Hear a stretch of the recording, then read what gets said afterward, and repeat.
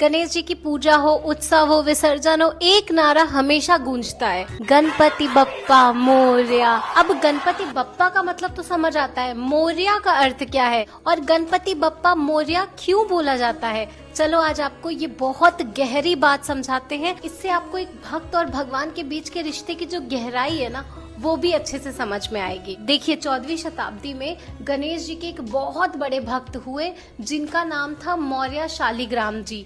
वो पुणे के चिंचवड़ में रहते थे और उन्होंने अष्टविनायक यात्रा भी करी और इसी यात्रा के दौरान उन्होंने गोसावी संप्रदाय से दीक्षा ली, जिसके बाद उनका नाम मौर्य गोसावी पड़ गया।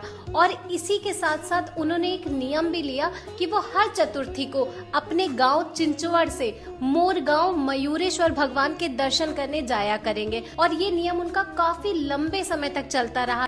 लेकिन एक दिन चतुर्थी वाले दिन गोसावी जी को मंदिर पहुंचने में देरी हो गई और जैसे ही वो मंदिर पहुंचे तो मंदिर के पट बंद हो चुके थे। उन्होंने पुजारी जी से काफी प्रार्थना की कि उन्हें मयूरेश्वर भगवान के दर्शन करा दे, लेकिन पुजारी जी नहीं माने। तो जो मौर्य गोसावी जी थे वो मंदिर के बाहर ही बैठकर बहुत जोर जोर से रोने लगे। उन्हें बहुत पीड़ा हो रही थी क्योंकि वो अपने भगवान के दर्शन नहीं कर पा रहे थे और उनका जो नियम था वो भी टूट रहा था। थोड़ी ही देर बाद गोसावी जी की पीड़ा असहनीय होने लगी। वो भगवान के दर्शन के लिए एकदम उनके अंदर तड़प उठने लगी। तो मयूरेश्वर भगवान स्वयं उनके सामने प्रकट हो गए और उन्होंने उनकी पीड़ा को शांत करने के लिए अपने दर्शन दिए। और उसी समय उन्होंने गोसावी जी को आशीर्वाद दिया कि तुम्हारी भक्ति और समर्पण इस अवस्था में आ चुकी है कि अब मुझ में और तुम में कोई भेद ही नहीं रह गया और आज से तुम्हें मेरे दर्शन करने कहीं जाने की जरूरत नहीं है।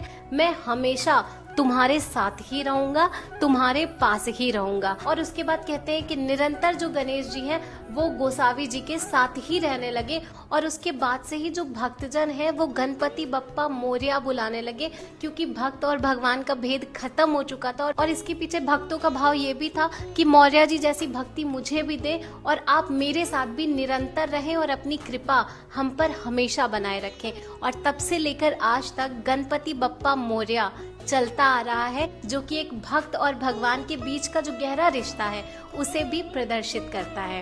राधे राधे।